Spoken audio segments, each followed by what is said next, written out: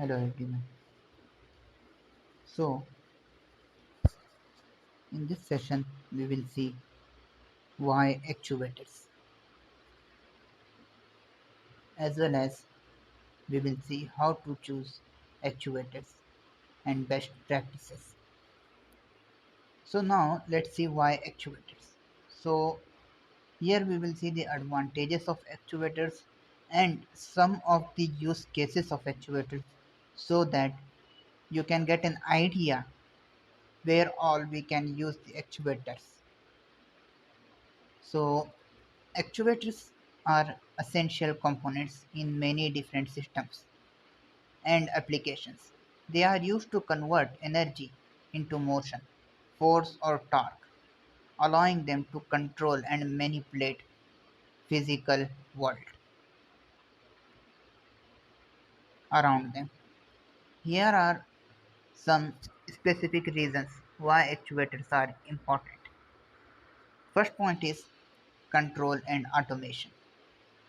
Actuators are used in control systems to automatically adjust or control a process or system. This can improve efficiency, reduce errors, and increase safety. Second point is robotics. Actuators are critical component in robotics, providing the necessary motion and force to manipulate objects and perform tasks. Third point is manufacturing and assembly. Actuators are used in manufacturing and assembly systems to control the movement of parts and components, ensuring accurate positioning and alignment. Fourth point is aerospace and aviation. Actuators are used in aircraft and spacecraft systems for controlling flaps, valves, and other components. Automotive actuators are used in automotive systems for controlling the movement of windows, doors, and other components. Medical devices actuators are used in medical devices for controlling the movement of surgical instruments, drugs delivery systems, and other components. In summary, actuators are used in a wide range of applications to control and manipulate the physical world, making them a critical component in many different systems and industries. So, above were some of the use cases and advantages, though the use cases doesn't limit to the above industries or systems. Now, let's see how to choose an actuator. Choosing the right actuator for your application requires consideration of several factors including the requirements of application, the environment, the available power source. Here are some key factors to consider when choosing an actuator. First thing is load capacity. Determine the maximum weight or force that the actuators need to move, as well as any additional loads such as friction or gravity. So, for an example, you made a system to control the gate.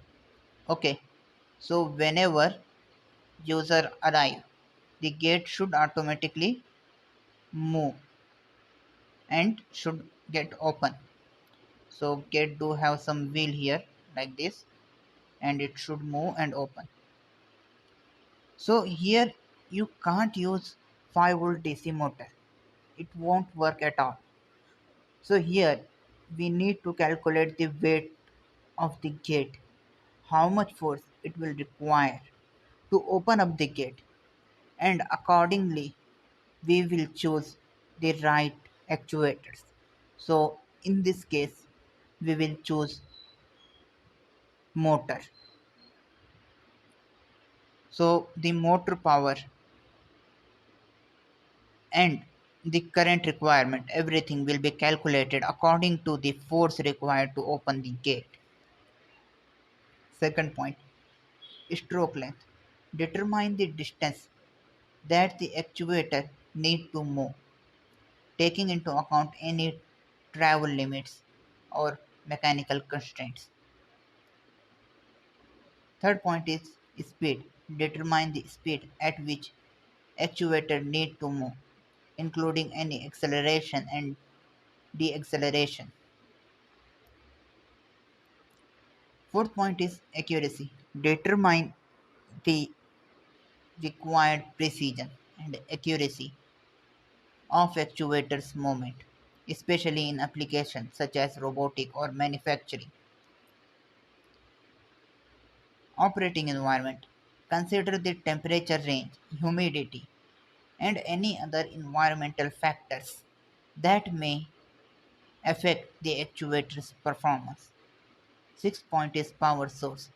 Determine the available power source, whether it's AC or DC, and the voltage and current requirements. Number 7 is control system. Consider the control system that will be used to operate the actuator, including any software or hardware requirements. Number 8 is maintenance. Consider the maintenance requirement of actuator, including any recommended cleaning, lubrication, and replacement of component. So now for the other points also, let's come back to our gate example only. So here stroke length. So stroke length means how far the actuator need to move. Okay. Or how much distance or area must be affected by the actuator. So here in our case, we also must determine that how far the motor need to pull the gate to open it completely and properly. Third point was speed. So here also we need to determine the speed. So here multiple factors come. So if we want in our gate opening case more speed, then we must consider higher power motor.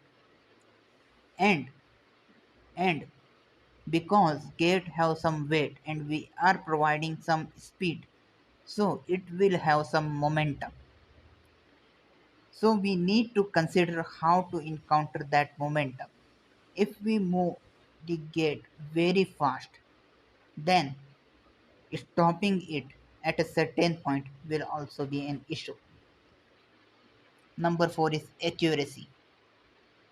So here in our gate case also we must determine how far the gate must go. Though in our case accuracy is not a big concern.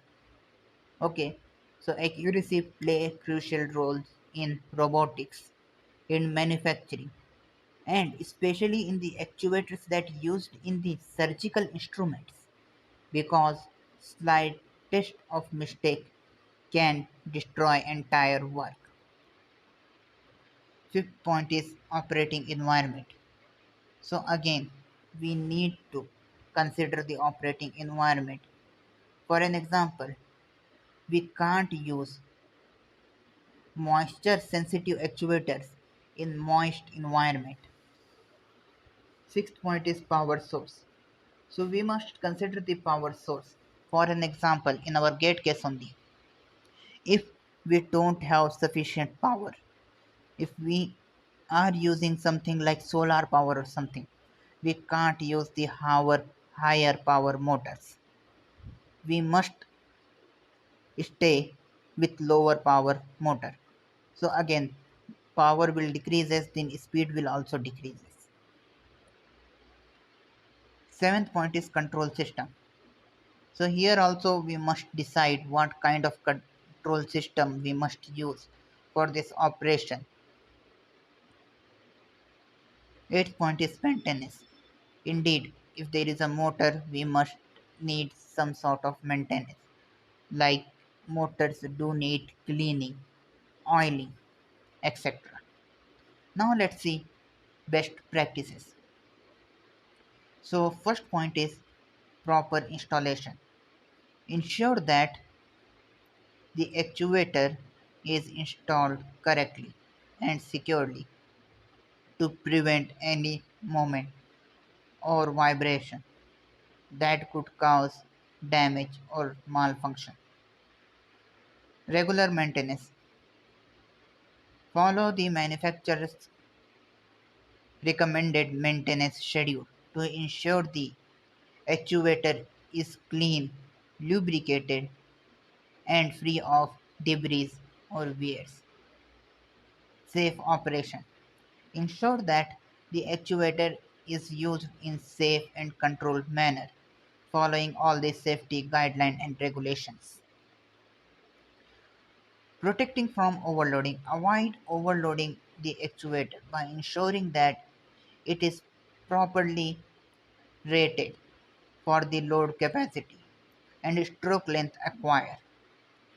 Fifth point is protection from overheating. Avoid overheating the actuator by ensuring that it is used within its recommended temperature range and that is it is not subjected to extreme temperature fluctuations. Sixth point is control and feedback. Use a control system that provides accurate and reliable feedback on the actuator's position, speed, and force to ensure optimal performance and safety. Seventh point is testing. Conduct regular testing of the actuator to ensure that it is operating within its design parameters and to identify any potential issues before they become major problems.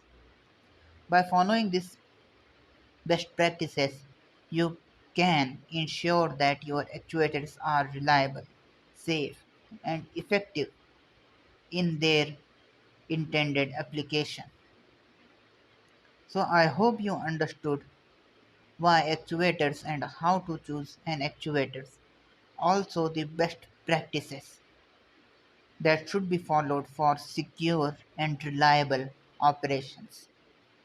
So, that's it for today's video. See you in the next video. Till then, bye.